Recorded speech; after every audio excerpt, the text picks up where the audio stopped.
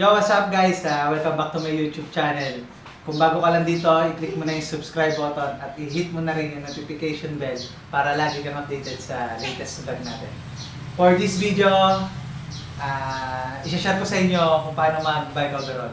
Kasi yung last time na nag-bike overall tayo, medyo matagal na. Kaya papakita ko ulit sa inyo.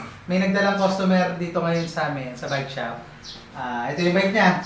Ang bike niya is Giant 27.5. Ang model is Talon. Naka one by siya. Ito yung itsura niya na ibabike overall natin. Yan.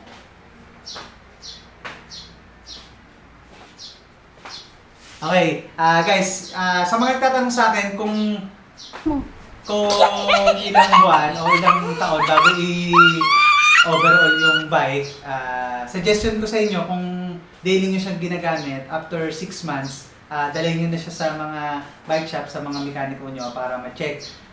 Yung maintenance naman, kada buwan, pagka punta kayo sa kanila, magpapatune kayo para nakikita kung ano yung mga dapat gawin o may mga dapat nang palitan dun sa bike nyo.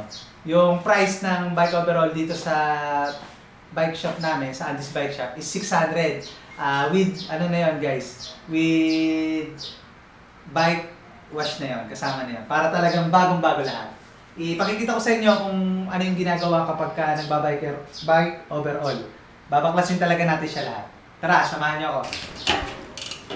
Yun guys, ang una natin gagawin, babaklasin natin lahat ng components from sprocket, chain, RD, crankset, bottom bracket, and then headset. Tatanggalin talaga natin siya lahat. After nun, yung wheelset naman, babaklasin din natin. Yung hubs, yung mga bearing ng hubs, kasama rin yun sa tatanggalin natin. Kumbaga, i-repack natin, papalitan natin ng mga grasa. Yan guys, update lang, na baklas ko na lahat ng components nitong Giant Talon 27.5. Ito yung magiging itsura niya kapag baklas na lahat. Bottom bracket, yan, headset, kalas talaga siya. Sa rimset naman, yun, yung bearings, ayan na siya, tanggal na lahat. Ito na yung components. Pakita mo, sa cameraman ko maganda. Pakita mo. Yan, yun yung mga magiging itsura, lilinisin natin. Ginagamit ko sa paglilinis, yun nga, kerosene, para matanggal talaga yung mga excess na dumi niya. Oil, mga buha-buhangin, tapos yung mga lumang grasa para mapapalitan natin siya. And then after nun, nalinis na natin siya sa kerosene, next naman, iwawashing na siya. Iwawashing na natin siya lahat. Gamit tayo ng dishwashing liquid, tapos linisin na natin siya. Pagkatapos nun, itutuyuin natin lahat, igagamitin ulit natin yung compressor para lahat ng tubig mawala. Then, repack na natin siya, lagyan na natin siya ng panibagong grasa. Bike assemble na, after nun.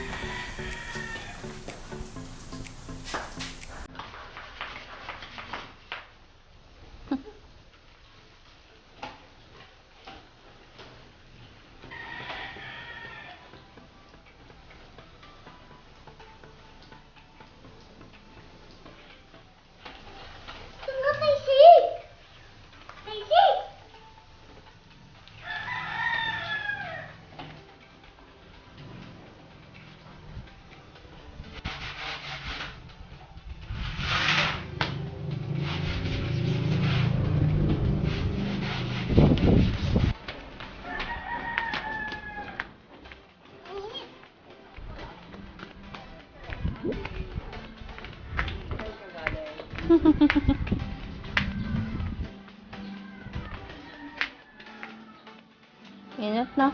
Ano yun? It's a meow meow. It's a little cat. Yeah. Mati naman hayaman oh. Mm. Pinayakit. Mm. Mm.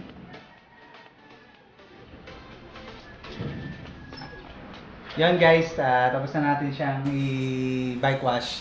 Tapos, kaya naman siya umaabot ng minimum ng 2 hours kasi talagang iniisa-isa natin bawat components niya.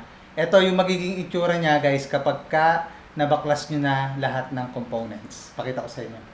Ito guys. Yan.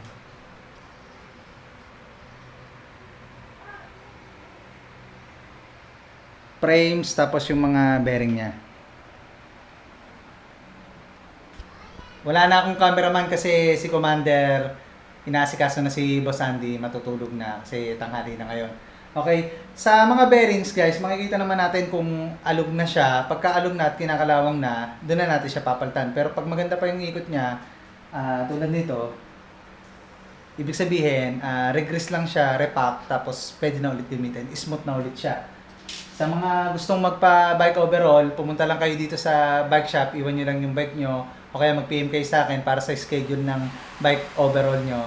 Kami nang bahala sa bike nyo. Panigurado, after ng bike overall, smooth na ulit yung magiging takbo ng bike nyo.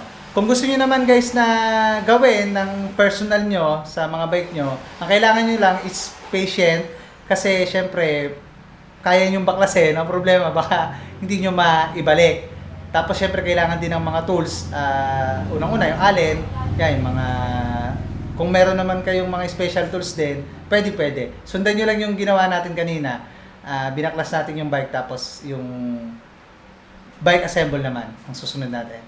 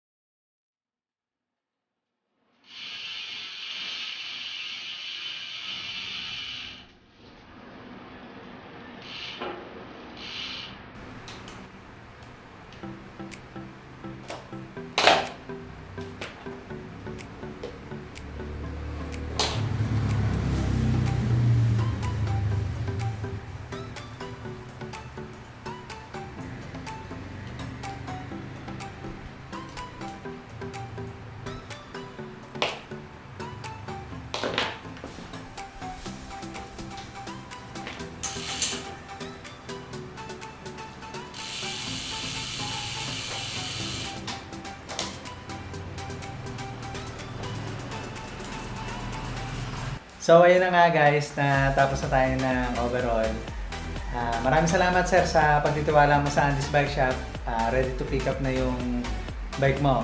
Okay guys, ang ginagamit ko na grasa, high temp, yung synthetic grease. Kasi hindi siya basta-basta na wawash out ng tubig. Tapos sa oil naman, ang ginagamit ko is yung Mud Crank. Meron din kaming binibenta nito sa Andy's Bike Shop. 60 ml to. Ang available natin is wet saka dry lube. Ang price niya is 150. Yan. Kung pang personal use, pwede nyo itong gamitin. 150 lang yon guys. Ito na yung itsura nung natapos nating bike. Panigurado, isa na naman customer ang satisfied sa ginawa natin. Kasi syempre, may care at may kasamang love to pagka ginagawa natin ang isang bagay. Bago ko tapusin tong video na to, maraming salamat sa mga nanood. Sana patuloy niyo akong suportahan. Huwag niyo kalimutang mag-like, comment, saka share nitong vlog natin para mas marami pang makapanood at marami pa tayong matulungan. Subscribe!